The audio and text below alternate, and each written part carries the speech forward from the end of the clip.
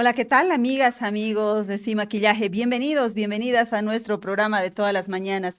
Hoy sí traemos una sonrisa en el rostro porque tenemos esperanza de que finalmente este conflicto vaya a concluir, luego de que la Central Obrera Boliviana y la Federación Sindical Única de Trabajadores Campesinos, la Tupac Katari del Departamento de La Paz, han decidido pedirle al gobierno que dialogue. Bueno, es lo que venía haciendo el gobierno durante todo el conflicto, pidiéndoles que dialoguen. Ellos no querían, pero finalmente ayer han emitido pronunciamientos para pedir el diálogo. El gobierno, por su parte, ha respondido que sí, que encantado va a dialogar y los ha citado hoy a las 9 de la mañana, es decir, dentro de una hora, en la Casa Grande del Pueblo para hablar sobre un pliego que ellos han presentado. Bueno, dos pliegos, cada sector ha presentado su pliego. Tenemos que decir, son pliegos demasiado ambiciosos, pero pensamos que es parte de la negociación y que finalmente, una vez sentados a la mesa, ambos se puedan entender. Por ejemplo, la COP está pidiendo jubilación al 100% para todos los trabajadores, incluidos los campesinos que no cotizan, por ejemplo. Están pidiendo amnistía general para todos, para que nadie sea procesado después de este conflicto de más de mes y medio. Y además están exigiendo que el fiscal general, Roger Mariaca, sea el garante del acuerdo para que en adelante no se los procese, no se les inicie juicio ni nada. Eso es un poco cuestionable, tomando en cuenta que en Bolivia existe, o al menos debería existir, independencia de poderes. Y otro de los pedidos que nos parece igual un poco subido, digamos, de tono, es el pedido de que no se haga un acuerdo con el Fondo Monetario Internacional. Cuando diversos organismos, diversos analistas, políticos y el mismo gobierno han reconocido que ese es el camino para que el país pueda salir de la crisis. Ese es el punto, digamos, de inicio de las negociaciones, pero ya es un avance, por lo menos es una luz de esperanza en el final del túnel de creer que este conflicto se puede acabar. Pese, hay que decirlo, que en los últimos días e incluso semanas, el conflicto ha ido en declive, ha ido en debilitamiento y la COP va a este diálogo dividida porque 5 centrales obreras departamentales no querían seguir con el diálogo. Entonces, la COP va con esa presión. Pero bueno, hoy nosotros queremos hablar de lo siguiente. Sucede que en este conflicto no solamente se han jugado intereses bolivianos, sino también se han jugado intereses internacionales. Y lo hemos visto no solamente en narrativas, en retórica, sino incluso en acciones, con la llegada de un grupo de ciudadanos argentinos que venían con el cariz de defensores de derechos humanos, en fin. Entonces, queremos hablar sobre cómo podría hacer Bolivia para neutralizar estas narrativas, estas acciones internacionales en contra de la democracia de Bolivia y a través de la diplomacia, a través de los organismos internacionales. Quiero dar la bienvenida en primera instancia a don Ronald McLean Avaroa. Él ha sido canciller de Bolivia y bueno, es un referente en estas temáticas. Don Ronald, bienvenido, buenos días. Está con el silenciado. A ver, por favor, si podríamos chequear eso del micrófono. A ver. Mientras tanto, vamos a saludar a Ricardo Alba Valderrama. Él Ahora es sí. ahí está don Ronald. Buenos días, don Ronald. ¿Cómo está? Qué Buenos gusto días, Mary. saludarlo. Mil perdones con la tecnología, a veces me juega mal. Muy A bien, todos. muchas gracias por la entrevista. Encantado de conversar porque este es un tema muy importante en este momento. Bueno, muchísimas gracias, don Ronald. Y también está con nosotros Ricardo Alba Valderrama. Él es ex embajador de Bolivia ante la Oficina de Naciones Unidas en Ginebra y también fue representante boliviano ante la Organización Mundial del Comercio. Bienvenido, Ricardo. Buenos días. Muchísimas gracias, Mary. Buenos días. Gracias por la invitación a este espacio periodístico de alto nivel para tratar un tema importantísimo para Bolivia y de mucha actualidad, ¿no? Además, es grato hacerlo junto a Ronald McLean, una persona de amplia trayectoria política, académica y pública, y cuyo pensamiento, reflexión y acción han sido siempre un gran aporte y lo son para Bolivia. Bueno, ustedes y otros ex cancilleres, ex vicecancilleres, diplomáticos bolivianos que tienen un espacio de debate, de diálogo denominado Diplomacia en Democracia, han emitido un pronunciamiento justamente para pedir más proactividad, más acciones de parte de la Cancillería boliviana frente a esta cantidad de información que circula a nivel internacional respecto al conflicto boliviano. Quisiera que pongamos, por favor, esa lámina donde podemos ver este pronunciamiento de los diplomáticos bolivianos. Y yo les voy a leer apenas un par de párrafos para que tengamos una idea clara de más o menos a dónde apunta. Dice el segundo párrafo: la crisis que vive el país no puede ser reducida a una controversia política interna ni a una movilización social ordinaria. Acciones de presión y desestabilización impulsadas por redes políticas, ideológicas y de poder informal son con posibles vínculos con estructuras de gobiernos anteriores y con intereses ilícitos nacionales y transnacionales, buscan desestabilizar al Estado y al gobierno del presidente constitucional Paz Pereira. Me quedo con ese párrafo porque ahora sí le doy la palabra a Ronald McLean para que él nos explique cuál es la propuesta que ustedes hacen para que Bolivia, a través de su Cancillería, sea mucho más proactiva en el plano internacional. Adelante. Gracias, Mary. Yo creo debemos dar un antecedente importante. El servicio exterior fue destruido por el anterior régimen. Se echaron a todos los funcionarios y trajeron gente totalmente improvisada, sin ninguna preparación, etcétera. Entonces, ese ha sido un momento gris o negro para la diplomacia boliviana, porque la diplomacia es una política de Estado, no es de gobierno. Es una política de largo plazo. Está basada en las relaciones casi personales de diplomáticos que hacen carrera desde muy jóvenes y se encuentran en distintos destinos y establecen confianza y relaciones. Ese es un capital humano muy importante que no se puede desechar. Entonces, a raíz de la acción de destrucción del servicio exterior, decidimos algunos ex cancilleres y diplomáticos de carrera hacer una organización democrática. Esto se fundó hace casi 2 años atrás. Y cuando llegó el gobierno actual, obviamente por la simpatía con Rodrigo Paz, yo he sido canciller de su padre, ofrecimos nuestra ayuda para apoyar a una administración joven que venía sin experiencia diplomática, pero seguramente con muchas otras virtudes, para darles la tradición, la historia, el apoyo, etcétera. Pero lamentablemente, y eso le vamos a pedir a poco Ricardo que explique, esta iniciativa no fue recogida bien. Se hicieron varias gestiones para apoyar, dar consejo, dar ayuda, pero no se recibió ninguna respuesta. Pero a lo que voy, y el punto que usted lee bien, es que estamos sometidos a un embate internacional también. Esto, como usted bien ha dicho, hay incluso gente que viene de la Argentina y de otros lugares, Colombia, México, que están instalando un discurso, una narrativa totalmente negativa. Se está poniendo al gobierno democrático como un gobierno represor, torturador, perseguidor, totalmente alejado de la realidad. Pero claro, no tenemos voz ni voto fuera. Estamos ante la Asamblea de OEA y resulta que en la agenda no figura Bolivia, no figura el intento subversivo que estamos sufriendo en este momento.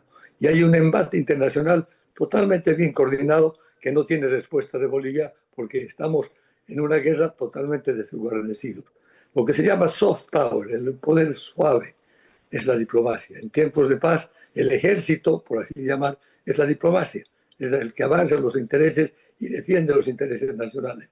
Y si no tenemos un servicio exterior establecido, cosa inédita, estamos yendo al séptimo o octavo mes de gobierno sin embajadores, sin presencia en Washington, en la OEA, en Naciones Unidas, en Ginebra. Entonces estamos totalmente desguarnecidos y no entendemos cómo es posible que podamos vivir de esa forma sin tener la capacidad de poder pasar, tener una tarjeta de presentación del nuevo gobierno ante el mundo. Bueno, vamos entonces con Ricardo Alba para que nos explique cómo surgió esta iniciativa, qué es lo que busca y quiénes son los integrantes, porque una de las cosas que dijo el canciller ayer, dijo, son anónimos, ¿por qué no dan la cara? La verdad es que yo he visto la lista publicada en la página web, ¿no? Y de hecho, la publiqué en mi propio Facebook diciendo quiénes son los que suscriben esta iniciativa. Pero adelante, por favor, señor Alba. Gracias, Mary. Efectivamente, resumiendo lo que decía Ronnie McLean, ante la constatación de que durante 20 años se utilizó la política exterior con fines de política interna y de corto plazo, por un lado, por otro, ante la destrucción, yo diría, planificada del servicio profesional exterior de Bolivia y ante la improvisación de la conducción de esta política exterior y la subordinación a intereses extraños de gobiernos antidemocráticos, surge esta idea hace más de un año y medio de un grupo de ex cancilleres, ex diplomáticos de carrera, ex embajadores e internacionalistas bolivianos que vivimos en distintos lugares del planeta, ¿no? Aquí en Europa, en Suiza, en España, en Francia, en Estados Unidos, en Perú, en Bolivia, con el objetivo de formular propuestas de política exterior que sean coherentes, que sean eficaces en el mundo actual. Esa es la idea de esta plataforma. Dije, está conformada por ex embajadores, ex autoridades de Cancillería. Y a ese título tomamos contacto una vez este gobierno instalado, tomamos contacto de manera extraoficial, informal, verbal, así como también de manera formal con el canciller para decir quiénes somos, cuál es nuestro objetivo, y no solo eso, sino hacer propuestas oficiales escritas sobre ciertos temas de política exterior que veíamos que no estaban probablemente, que Cancillería no tenía todos los elementos en mano, ¿no? Como un aporte para una mejor conducción de la política exterior boliviana. Y como usted dice, Mary, la lista de integrantes que ya la conocía de manera verbal, el canciller está en nuestra página web, ¿no? Entonces no somos anónimos, somos gente que, yo diría, por amor a Bolivia, sacamos tiempo de nuestras propias actividades profesionales, de nuestros propios negocios, para aportar en temas de política exterior y diplomacia. Sí, evidentemente, y yo quisiera leerles algunos nombres que he encontrado evidentemente en el sitio web para que quede claro quiénes son.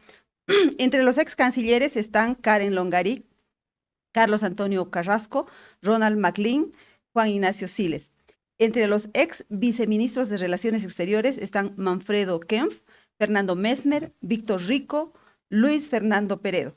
Y entre los diplomáticos, Jaime Aparicio, Julio Alvarado, Ricardo Alba, Ramiro Orías, Carmen Sandoval, Alfredo Sehuane, Rubén Darío Cuellar. Son nombres conocidísimos en el ámbito de las relaciones exteriores desde Bolivia. Si me permiten ambos y ustedes, amigas y amigos que nos están siguiendo, quiero poner un video con una pequeña parte de una conferencia de prensa que dio en la víspera el canciller Fernando Aramayo, justamente refiriéndose a esta iniciativa. Tengo que decirles que no ha sido muy amigable, simplemente eso. Vamos por favor al video. Sí, esto de que no están nombrando, no están designando. Yo había dicho que en el mes de junio íbamos a hacer las designaciones. Muchos, me decía usted, diplomáticos, expertos de carrera, me gustaría que se identifiquen y que pongan las cosas con nombre y apellido, porque sí, han habido diplomáticos de carrera que han pasado por esta oficina Sí menos de un año y que han gastado 45 millones de bolivianos nombrando diplomáticos que no le han representado a este país ni un boliviano en beneficio. Otros diplomáticos que han nombrado rápidamente embajadores, cónsules, vicecónsules, sobrino, primo, gente que han mandado para que aprenda el idioma, que han abierto relaciones con otros países solamente para entregar cargos. Eso quieren estos diplomáticos expertos de carrera, que yo malgaste los pocos recursos de un país que ya no está ni siquiera en una situación de contracción fiscal, sino de sacrificio fiscal. Hemos hecho una reingeniería que le ha representado a este país un ahorro de $344,000 mensuales. Si yo hubiera nombrado a todos los embajadores que me piden y los cónsules, le hubiera generado un gasto excesivo de $344,000 mensuales a este Estado. ¿Qué prefieren esos diplomáticos expertos de carrera? ¿Un Estado ineficiente que tenga llenos los cócteles y las cenas de diplomáticos familiares y amigos? o una cancillería que genere un cuerpo diplomático que le reditúe económicamente al país. Yo creo que cualquiera que paga responsablemente sus impuestos quiere un diplomático que traiga negocios a este país, que traiga empleo. Este país tiene 86% de mercado laboral informal. ¿De qué van a vivir nuestros jóvenes cuando se gradúen de las universidades? Nuestra labor en el exterior debería ser hacer acuerdos comerciales, traer inversiones. A eso nos hemos estado dedicando todo este tiempo. Y no a llenar cargos para decir, sí, miren, aquí están, toda la plantilla llena. Y la eficiencia del gasto público son conceptos que parece a veces olvidamos. Eficiencia asignativa, equidad redistributiva, eficiencia del gasto público. Es todo el conjunto de contenidos que son parte de una política exterior que tiene que ser responsable. Hoy hemos presentado en la rendición pública de cuentas todo lo que venimos haciendo. Incluso estamos achicando el servicio exterior de más de 380 ítems que teníamos a 280, porque estamos aplicando tecnologías de la información para digitalizar y automatizar nuestra atención consular. ¿Pero qué hago yo? Nombro entonces, no modernizo, genero gasto ineficiente al Estado. Esos son los temas que yo quisiera que muchos de estos diplomáticos expertos de carrera también puedan plantear al momento de expresar opinión. Hay muchos otros que son muy responsables con los que estamos trabajando. Y nos va a gustar invitarlos a poder presentar los lineamientos de la política exterior que hemos adelantado ya en nuestra rendición pública de cuentas. Declaración del canciller Fernando Aramayo, básicamente que iba a hacer las designaciones hasta junio. Todavía estamos en junio, diríamos que el plazo sigue corriendo. Me gustaría que se identifiquen, dicen, pues aquí están dos. 45 millones de bolivianos se han gastado, dice, en un pequeño periodo, se refiere a la transición, para hacer nombramientos que él considera que no han sido útiles para el país y que solo han servido, según dijo, muchos de los casos, para mandar familiares, para que estén en los cócteles en vez de estar haciendo cosas por el país, y que su política es de reducir, de hacer una reingeniería del servicio diplomático. Y eso le va a permitir un ahorro de $344,000 mensuales, con una reducción de ítems de 380 a 280. Ronald McLean, ¿qué le parece ese punto de vista del canciller? Bueno, primero tendré que decir que una declaración poco diplomática, poco gentil, poco profesional, lamentablemente. Es una forma tan despectiva de referirse a un servicio exterior que ha tenido siempre gente, excepciones han existido seguramente, pero siempre ha tratado de tener la mejor gente de Bolivia en lo intelectual, en lo formativo, etc. Es un servicio exterior que siempre ha tenido muy pocos recursos y ha hecho grandes esfuerzos. No hay que reconocer que esta es una política de Estado, no es una política de gobierno, no es una institución económica, es una institución que lleva adelante la política del país, la cara del país y la representación del presidente. Estamos en una guerra donde no hay ejército, no tenemos ejército, no tenemos representación y no se trata de poner a cualquier persona. Voy a dar algún ejemplo. Aquí en Washington hay diplomáticos que han sido subsecretarios de la OEA, dos de ellos, embajadores ante la Casa Blanca, embajadores ante la OEA, que podrían muy bien ayudar al gobierno mientras hace su reingeniería. Pero resulta que tenemos una asamblea general de la OEA de aquí a unos días y en la agenda no aparece Bolivia. Nunca, a partir de toda la crisis que hemos tenido y que tenemos todavía, no se ha llamado a una reunión de emergencia de cancilleres. Más aún en la reunión anterior, que ha sido una reunión regular, no teníamos ni embajador. Aquí está sentada en Washington, en la OEA, la segunda funcionaria que acompañó a Arce Saconeta, de triste memoria. Ella es la que representa a Bolivia. Obviamente no defiende para nada al nuevo gobierno, ni explica la situación, ni nada. En Europa pasa exactamente lo mismo. Entonces, estamos totalmente desguarnecidos y tenemos gente que voluntariamente, sin aspirar a ningún cargo, podía ayudar al gobierno. Quiere ayudar al presidente Paz, es mi caso personal. He sido canciller de su padre, queremos ayudarle a su joven canciller, no por él, sino por el presidente. Y han sido maltratados de una forma increíble en estas declaraciones. No solamente eso, les comentará Ricardo, el embajador Ricardo Alba, que se han mandado comunicaciones a la Cancillería que no han merecido ni siquiera acuso de recibo. Entonces es muy extraño. No hay dinero, pero sin embargo se ha mantenido a todo el personal que se le tiene que pagar en el exterior. No se ha cesado prácticamente a nadie. Y en la Cancillería en Bolivia, en La Paz, se ha mantenido prácticamente todo el personal que viene del régimen anterior, ideologizado, enemigo, con el cual están durmiendo todos los días este gobierno. Entonces, es realmente lamentable esta declaración del canciller.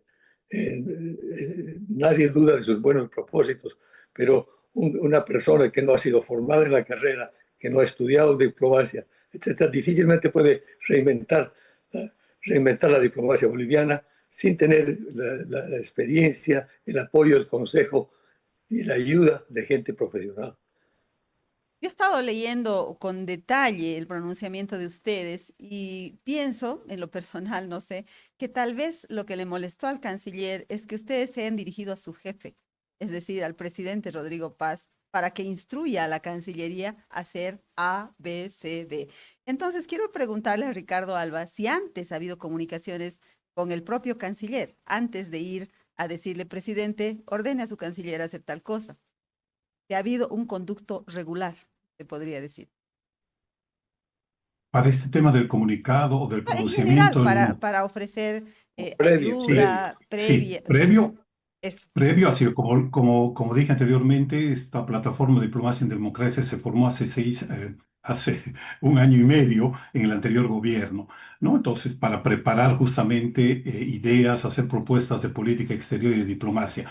Y cuando el gobierno actual del presidente Paz Pereira se instaló, entonces tomó contacto con el canciller de dos maneras, por la vía informal, verbal, y por la vía oficial, haciendo propuestas escritas, pero no hemos tenido ninguna respuesta y como dice Ronald McLean, ni un acuse de recibo de las dos o tres notas que hemos enviado al respecto. Bueno, entonces, Entonces, el contacto ha sido establecido. Él sabe quiénes somos, qué queremos, cómo podemos ayudar a este gobierno y vía este gobierno ayudar al Estado boliviano en tener una política exterior y una diplomacia de Estado. mm, bueno, a ver, Ahora, sí, sí, pensé que ya había terminado, pero siga, por no, favor. no, si permite esto de. Yo creo que la política exterior de la Organización de Cancillería no se puede reducir simplemente a cifras, ¿no? A una especie de rentabilidad financiera. Si hablamos en términos de rentabilidad, teníamos que abarcar el tema diplomático, la defensa de la democracia, el impacto internacional, que son cosas que no tienen traducción en cifras, ¿no es cierto? Ese es un tema, entonces no podemos empezar a hacer sumas y restas para decir qué gestión era mejor o con cuánto de dinero, de presupuesto puedo llevar una mejor defensa internacional de Bolivia. Solo para plantear una idea que tal vez si está de acuerdo, estimada Mary, la podemos desarrollar un poquito después. El presidente Paz Pereira ha planteado una idea muy potente que todos conocemos. Llevemos Bolivia al mundo y el mundo a Bolivia. Tiene mucho significado de apertura, presencia internacional, integración, proyección del país. Pero la crisis que vivimos ahora, estos días, que es una crisis probablemente, como usted al iniciar el programa dijo, hay una noticia buena, pero sea una pausa, ¿no es cierto? No quiere decir que hay una paz duradera y que va a permitir hacer todas las transformaciones estructurales del país. Esta crisis ha revelado, lamentablemente, que Cancillería no está preparada y el mundo no puede esperar a Bolivia, no puede esperar que la Cancillería se reorganice, ¿no? Porque el mundo, todos sabemos, va a una gran velocidad, hay cambios geopolíticos, geoeconómicos. Entonces, tenemos que ir detrás del mundo, tratar de adelantarnos, anticipar cosas. Pero actualmente, yo creo que esa es una esencia también de nuestro comunicado. Esta crisis, repito, ha revelado que Cancillería no está preparada. Entonces, ¿cuándo lo estará? Esa es la pregunta y para eso tenemos, obviamente, propuestas y estamos a la disposición de autoridades como para coadyuvar en esta tarea. Claro que Ese sí. punto.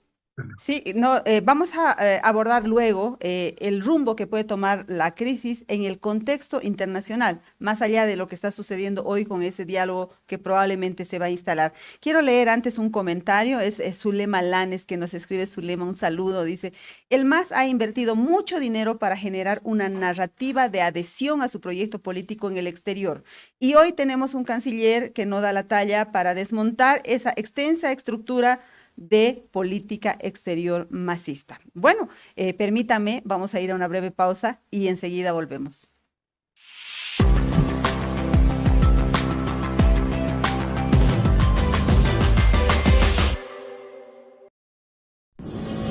Esta es la historia de un banco que se hizo grande gracias a su gente. Es la historia de Don Julio, que cada mañana convierte esfuerzo en trabajo. De Teresa, que todos los días apuesta por un mañana mejor. De Juan, que no descansa para que la gente avance. De Doña María, que cocina con las manos y sueña con el corazón. De Pedro y Alicia, que encontraron el lugar donde empieza su historia. Es la historia de Doña Naira, que convirtió constancia en oportunidades. De Ernesto, que sabe que cada semilla es futuro. Es la historia de los que hacen, creen y sueñan. Esta es la historia de un banco que hace 35 años crece junto a su gente. Banco Económico, el banco de nuestra gente. Esta entidad es supervisada por ASFI. Paquetes diseñados para ti, desde 70 invitados en adelante, organización completa y detalles que marca la diferencia. Más información al 715 55 170. Bueno, estamos de regreso hablando sobre el tema de la política exterior boliviana y en particular del servicio exterior. Es decir, sabemos que la Cancillería, el gobierno boliviano todavía no ha tomado una decisión de reemplazar a los cargos que han quedado del gobierno del MAS. Y lo que nos están explicando nuestros invitados y también algunas personas que se están comunicando a través de las redes sociales es que esto está generando una narrativa antigobierno y que eso puede ser determinante a la hora de pensar en el curso que va a tomar el conflicto. Es decir, hay fuerzas externas que también quieren la caída del presidente Rodrigo Paz. En sencillo sería esto, ¿verdad? Si me permiten, voy a leer algunos comentarios más que nos están llegando. Carlos Sanier nos dice, ¿qué duda cabe que uno de los grandes desafíos del país en el momento actual es reconstruir sus instituciones y entre ellas la Cancillería? Se necesita una nueva ley del servicio exterior y un nuevo escalafón diplomático que sea construido de manera plural y participativa por todas las fuerzas vivas del país, que incorpore a todas las fuerzas políticas, academia, sociedad civil, medios de comunicación. Y bueno, también escribe José Ramírez Tusco con una crítica. Dice, buen día, ¿qué es carrera diplomática? ¿El señor Ricardo Alba es diplomático de carrera? Por favor, pregúntele cuánto tiempo trabajó en la Cancillería. Él fue uno de los más amigos del poder que accedió al cargo de embajador en Ginebra durante el periodo de Carlos Mesa y ahora se presenta como diplomático de carrera. Si es ese el estándar, más permanencia en el servicio tienen todos los embajadores del MAS que estuvieron 20 años. Está justificando la presencia de los embajadores del MAS en el servicio exterior, haciéndole una crítica al señor Ricardo Alba. Bueno, por alusión empiezo con él, ¿no? Adelante. Sí, muy puntualmente, muy puntualmente. Yo no soy diplomático de carrera. Yo tengo una trayectoria entre Suiza y Bolivia de cerca de 50 años en los dos países. En el ámbito empresarial, junto con un equipo con amigos, inversionistas bolivianos, hemos creado, por ejemplo, la primera empresa telefónica de Bolivia, que es Telecel. Hemos hecho muchas cosas en el sector privado. He participado también en 5 misiones a pedido de 5 gobiernos diferentes y misiones específicas en el servicio exterior. Eso es importante decirlo. Y segundo, no he colaborado con el gobierno de Carlos Mesa. No tengo nada contra Carlos Mesa, pero las cosas se han dado así. O sea que no. No soy diplomático de carrera, soy más empresario. He tenido, obviamente, una formación en relaciones internacionales, en negocios internacionales y una formación de base en ingeniería. Muy bien, gracias por esa respuesta y me gusta mucho este diálogo que también es parte de la democracia, ¿no? Que si alguien tiene una duda, que plantee la pregunta y que podamos charlarla aquí. Y lo digo también porque nosotros hemos invitado al canciller para que esté presente en este programa, como lo hemos hecho en anteriores, pero lamentablemente no hemos obtenido respuesta. Ahora hemos visto que el canciller estaba en una agenda muy, muy intensa ayer. Por ejemplo, hizo la rendición pública de cuentas, que es parte de esta estructura también dejada por el anterior gobierno que obliga a las autoridades a exponer cuáles son sus logros ante la sociedad civil. Eso, y aparte dio una conferencia de prensa para explicar a qué había ido a Corea. En realidad, ese era el motivo de esa conferencia de prensa, que fue a tomar, digamos, conocimiento, know-how respecto a cómo se construye el desarrollo de un país, más o menos, ¿no? Y claro, los diplomáticos que suscriben esta declaración consideran que hay temas mucho más urgentes, como por ejemplo buscar adhesiones a nivel internacional, particularmente en la OEA, para que el caso boliviano se conozca desde la narrativa del gobierno y no desde la narrativa del movimiento al socialismo o desde los grupos como el Foro de Sao Paulo, el Grupo de Puebla, en fin. Bueno, quiero ir con ahora Ronald McLean para hablar de algo que ya veníamos hablando con Ricardo Alba, en el sentido de que si bien hoy podría haber una solución al conflicto, podría firmarse algo hoy, mañana, no sé, esto puede continuar porque es una pelea geopolítica global, decíamos, y Bolivia es parte de ese momento, es decir, podrían retomar la protesta más adelante, podrían después tratar de lograr el objetivo de sacar al presidente Rodrigo Paz del cargo. Muy interesante la pregunta. Yo previamente una observación. Los embajadores no son los que traen plata ni inversión a los países. Los inversionistas no hablan con los diplomáticos, hablan con los empresarios, hablan con los bolivianos que invierten o no invierten en su país. Lo que ha sucedido en estos últimos 40 días del paro y de bloqueo ha sido un perjuicio impresionante para Bolivia. Siquiera un atraso de 2 años para que la gente se anime a invertir. En efecto, un empresario me decía, voy a ver cómo le va a tu gobierno y si el próximo gobierno, de aquí a 6 años o 5, adopta la misma política, recién voy a invertir, porque no puedo arriesgar de que sea algo transitorio. Por eso que a veces se nombran empresarios importantes como embajadores, porque ellos sí tienen la credibilidad. Dicen, yo invierto en mi país, aquí están mis inversiones, invierte conmigo. Esa es la gente que trae inversiones. No son funcionarios, no son funcionarios. Además, ya no hay nada que inventar en esa materia. Las leyes no traen inversiones, es la realidad política, económica, la estabilidad, la seriedad de un gobierno.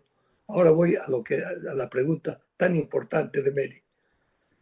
Miren, este es un país que está en severa crisis, está en salas de emergencia, está peor que cuando el doctor Paz recibió Bolivia en el 85, que ya dijo que se moría. Este está más que muerto casi ya.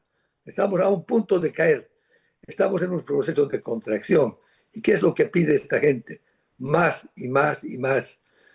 No arreglo con el fondo. Es parte de la conspiración. Es un error volverse a sentar con ellos.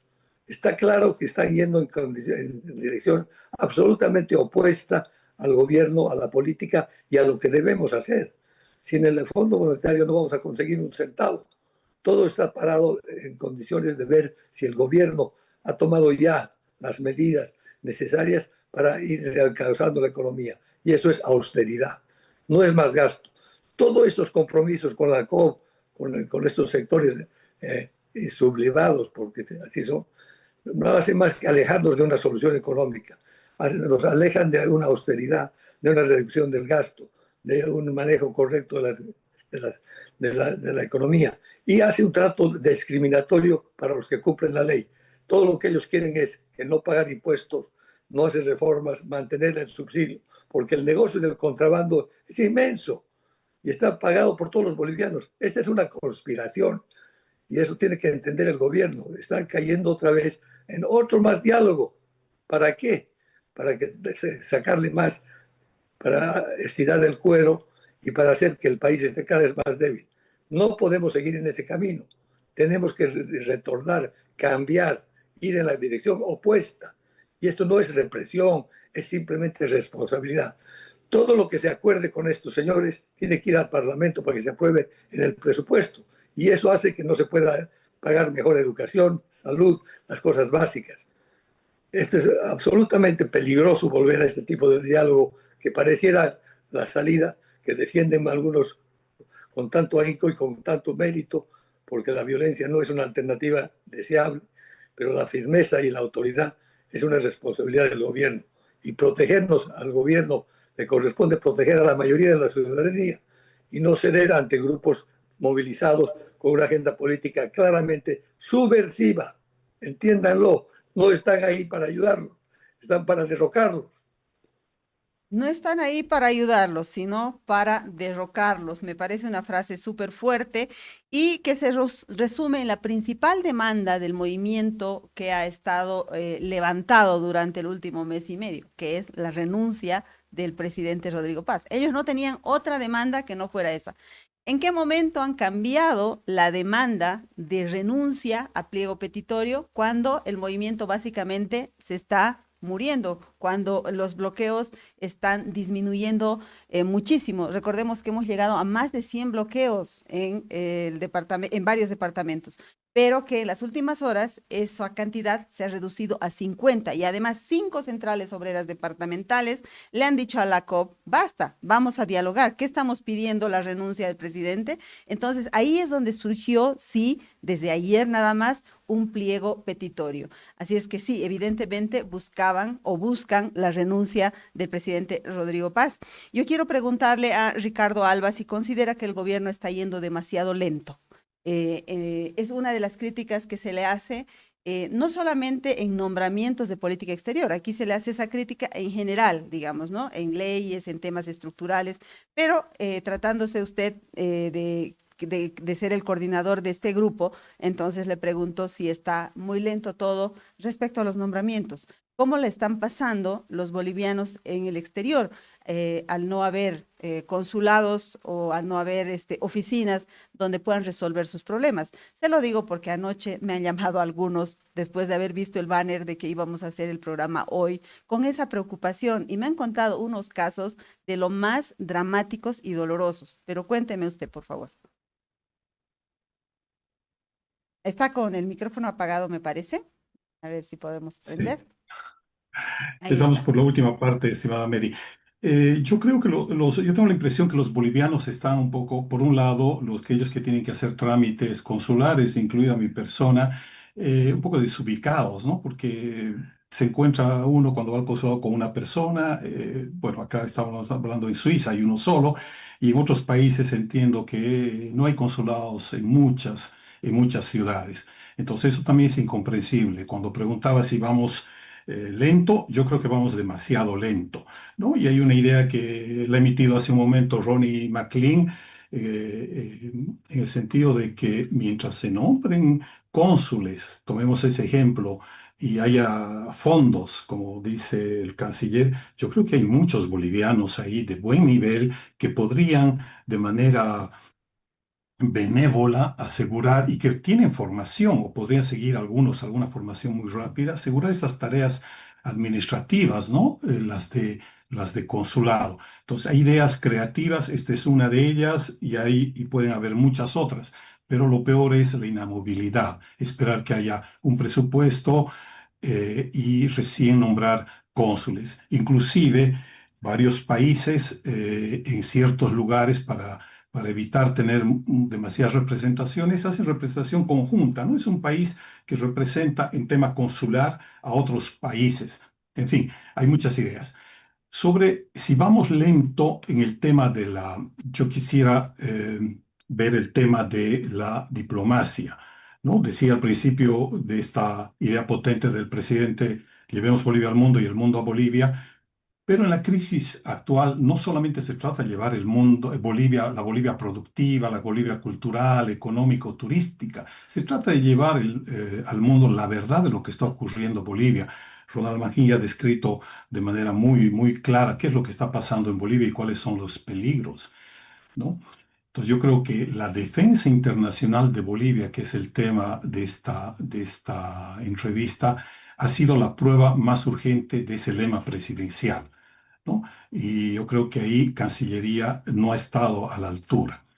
Si queremos llevar Bolivia al mundo, debemos explicar al mundo que estamos frente a una arremetida antidemocrática, informar con la verdad, documentar los hechos, evitar, usted hablaba de narrativas falsas, parciales o ideologizadas, Mary. Entonces hay que evitar eso y movilizar un respaldo, ¿no? Que sea ante los gobiernos de la región, gobiernos más alejados, instancias, foros regionales, hemisféricos, foros mundiales, y advertir que existen presiones contra la democracia. Un pequeño paréntesis, si algún momento podemos evocarlo también, ¿por qué es importante defender la democracia a nivel mundial? ¿No? Es un tema que lo podemos ver si usted lo dispone así un poco más tarde. Ahora, eso si queremos llevar Bolivia al mundo. Y si queremos traer el mundo a Bolivia, debemos convocar a los países democráticos, amigos, a la OEA, a estos organismos internacionales. Entonces, el problema hasta ahora, y espero que solo sea hasta ahora y a partir de ahora esto cambie, la acción de la Cancillería parece no haber estado a la altura de ese desafío planteado por el presidente Rodrigo Paz, de llevar Bolivia al mundo y el mundo a Bolivia. Tal vez sea un problema de comunicación, pero la realidad de los hechos nos muestran que posiblemente no hay o ha faltado una estrategia internacional visible, una diplomacia activa, una articulación con gobiernos democráticos, amigos y una presencia en estos espacios fuertes. Puedo citar el caso acá en Suiza y en la Unión Europea. Este tema, la crisis, que la podemos llamar así en Bolivia, tiene varios componentes, ¿no es cierto? El componente económico, el componente humanitario, el componente de derechos humanos, el componente económico, salud, etcétera. Y acá en Suiza y particularmente en Ginebra, Ginebra es un centro sumamente importante para la proyección internacional. Existen cerca de 40 organizaciones internacionales, como 185 misiones diplomáticas, un poco más de 400 ONGs que tienen presencia en el tema de derechos humanos, salud, refugio, bueno, no es el caso refugio, acciones humanitarias, comercio multilateral, la OMC. Yo fui embajador ante la OMC. Ese es un tema importante. La presencia, se habla de traer inversión a Bolivia, pero traer inversión a Bolivia, como dijo Ronnie McLean, es el empresario que tiene que vender, apoyado por la diplomacia, eso es cierto, pero es el empresario, tal vez ahí el contacto privilegiado de otros inversionistas, de otros empresarios. Es esa presencia, y es esa presencia en los foros también es donde se dictan, se elaboran las reglas multilaterales y la solución de controversias. Entonces, para un país pequeño como Bolivia, estar presente en la OMC. Entonces, en resumen, yo diría, Bolivia no ha activado ni ante Naciones Unidas en Ginebra, ni ante el Consejo de Derechos Humanos, ni ante el Alto Comisionado para los Derechos Humanos, no ha informado, no ha activado los mecanismos y los procedimientos que se podían haber hecho, ni ante, en el caso de desabastecimiento, había la circulación de las personas impedidas, falta de medicamentos, se podía haber recurrido a la OMS, el organismo especializado en tema de salud, a la Federación Internacional de la Cruz Roja, a la OCHA, que es un organismo especializado para estos temas de desabastecimiento, y a otras organizaciones como la OIT. También se ha violado flagrantemente el derecho al trabajo en Bolivia. Entonces está ahí la OIT, pero no pasó absolutamente nada con la OIT. Sin hablar de la comunidad diplomática, ¿no? Ni los medios suizos o internacionales. Pues puedo hacer referencia a un caso que tuve con la televisión suiza hace un par de semanas, cuando vi no era un reportaje, sino una noticia. Obviamente que las noticieros no se puede desarrollar ni dar el contexto de la situación, pero era una narrativa retomada de alguna entidad internacional que hacía ver las cosas como si en Bolivia el gobierno estaría reprimiendo demandas sociales legítimas, ¿no? Entonces yo conversé con ellos y ellos estaban dispuestos a recibir a un embajador y hacer una entrevista un poco más amplia, pero ¿de qué embajador estamos hablando? ¿Quién puede ir a hablar? ¿No? Y lo mismo pasa con la Unión Europea. No se han hecho gestiones directamente y se podía haber hecho con la Comisión, con el Parlamento, ante la representante para asuntos exteriores, en fin. Entonces, esas son cosas concretas que se ven en el exterior. Se pueden hacer cosas, pero como personas civiles normales, yo no puedo ir más allá, ni ningún boliviano, si es que no tenemos la representación del Estado, ¿no es cierto? Y para eso son los embajadores. No podemos llevar Bolivia al mundo y traer Bolivia al mundo desde La Paz únicamente. Se necesita una presencia en ciertos lugares y foros estratégicos para poder explicar lo que decía hace rato y prevenir las cosas. No podemos hacer todo desde La Paz y eso no se hace así, además. Gracias. Bueno, ahí está una lista de ideas y organismos internacionales a los que se pudo haber recurrido para contrarrestar esta narrativa que habla de que en Bolivia hay un gobierno represor y que hay unos bloqueadores que están sufriendo las consecuencias de esa represión. Porque esa es la narrativa que se ha dicho. Y cuando se ha notado más abiertamente ese mensaje, ha sido con la llegada de este grupo de ciudadanos argentinos que venían con la intención de hacer veeduría de derechos humanos, según dijeron, pero que no ingresaron al país. El canciller también en la conferencia de prensa que dio en la víspera, él ha explicado que ellos no han ingresado porque al ingresar declararon que venían por turismo, pero que cuando les preguntaron dónde iban a hacer turismo, dijeron que iban a hacer fiscalización en la Asamblea Legislativa y que por eso se les negó la entrada, ¿no? No es que se los deportó, se les negó la entrada por el motivo. Dijo que se aplicó estrictamente la norma y que la Cancillería Argentina lo entendió de esa manera y de hecho se emitió un comunicado en ese sentido. Permítame, tenemos que ir a una breve pausa y enseguida volvemos con nuestros invitados. Paquetes diseñados para ti, desde 70 invitados en adelante, organización completa y detalles que marca la diferencia. Más información al 715-55-170.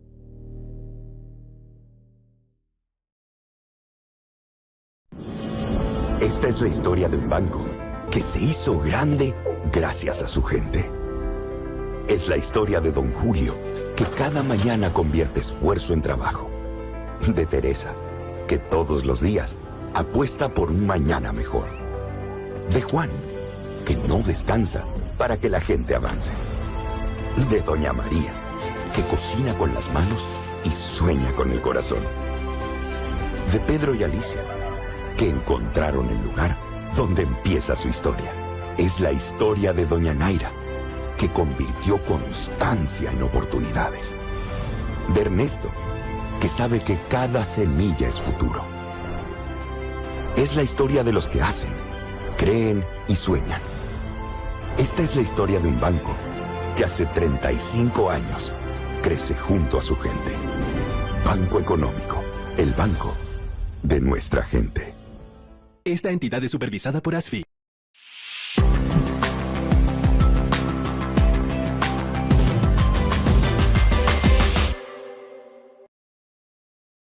Estamos ya en la última fase de nuestro programa, tenemos algunos comentarios más, voy a leer el de Gabriel Navia, que dice, Bolivia ha demostrado que tiene un ejército de manipulables domesticados y eso es apetitoso para los estrategas regionales zurdos, ¿no?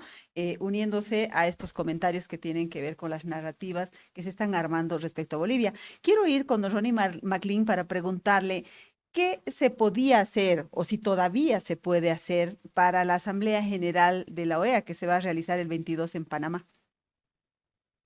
Washington es un lugar clave en la diplomacia.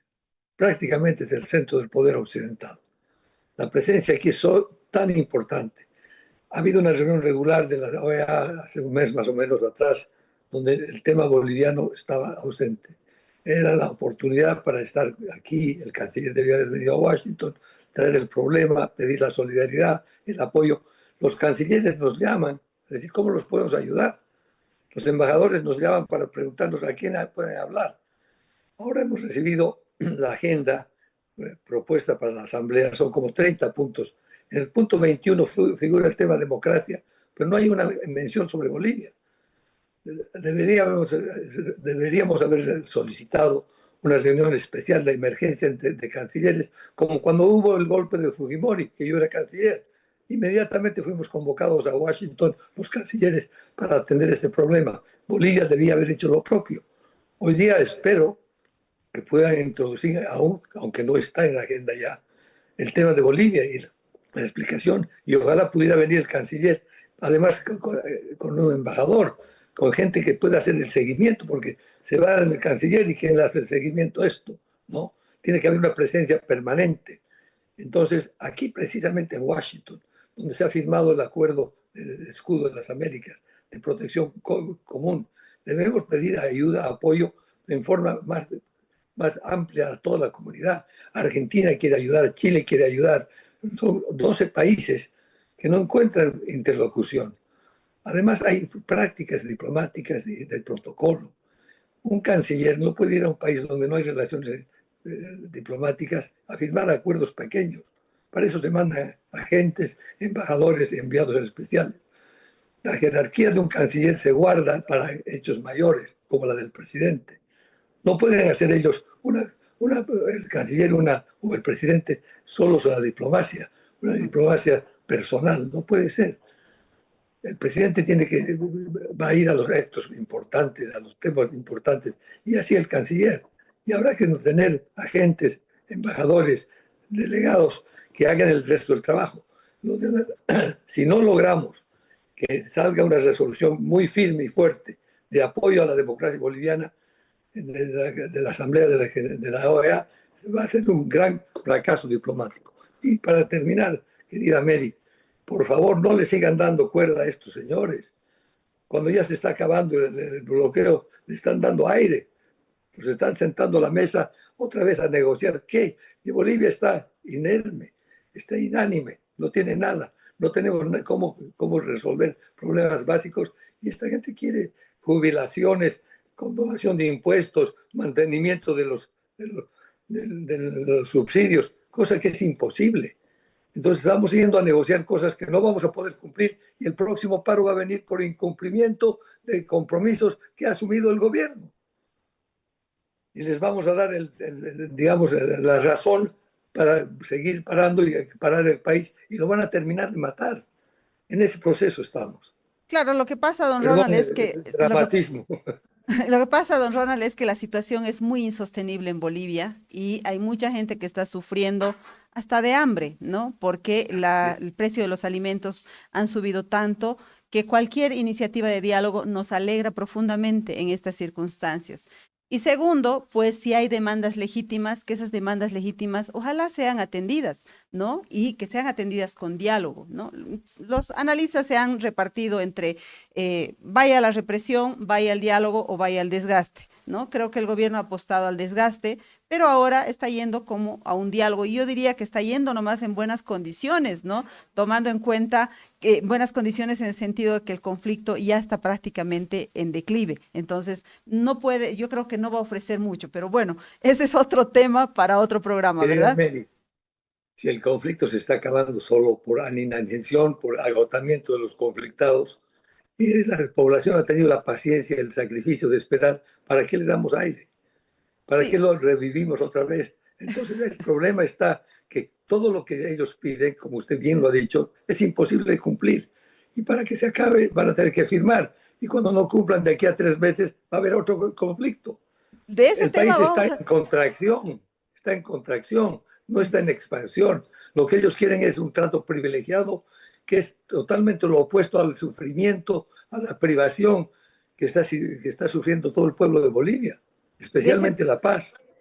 De ese tema vamos a hablar mañana en el Sin Maquillaje, así es que todos y todas quedan invitados. Le agradezco muchísimo, don Ronald Maglin, por haber estado hoy con nosotros. Gracias. Gracias, Mary. Muchas gracias. Y también le agradezco muchísimo a Ricardo Alba. Yo no he anunciado al principio porque lo he dado por hecho, pero Ronald Maglin vive en Estados Unidos y Ricardo Alba en Suiza. Gracias. Así es, muchas gracias. Gracias, Mary. Gracias. Gracias. Bueno, amigas, amigos de Sin Maquillaje, les agradecemos por habernos seguido en un programa más. Enseguida viene Brújula Streaming con Raúl Peñaranda y Diego Ayo. No se lo pierdan. Ya saben, vamos por 4 canales, 2 Facebooks, el de Brújula Digital y el de Sin Maquillaje. 2 YouTubes, el de Brújula Digital y el de Sin Maquillaje. Así que nos pueden ver por cualquier parte, por cualquiera de esos canales. Gracias también al equipo técnico que nos ha acompañado hoy. Nos vemos mañana. Chao, chao.